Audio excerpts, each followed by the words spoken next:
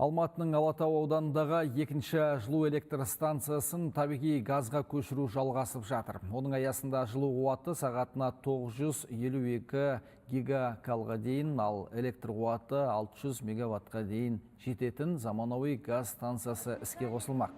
Бұл үшін 3 газ турбинасы мен генератор орнатылды.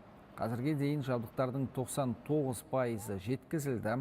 Жоба жыл соңында аяқталады. Премьер-министрдің бірінші орынбасары Нұрлыбек Нәлібаев Алматы қаласына жұмыс сапары кезінде Іле ауданының аумағында орналасқан 3-ші жылу электр орталығында аралап көрді.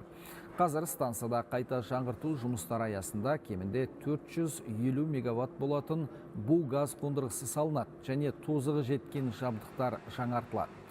Қайта жаңғырту 2027 жылға жоспарланған.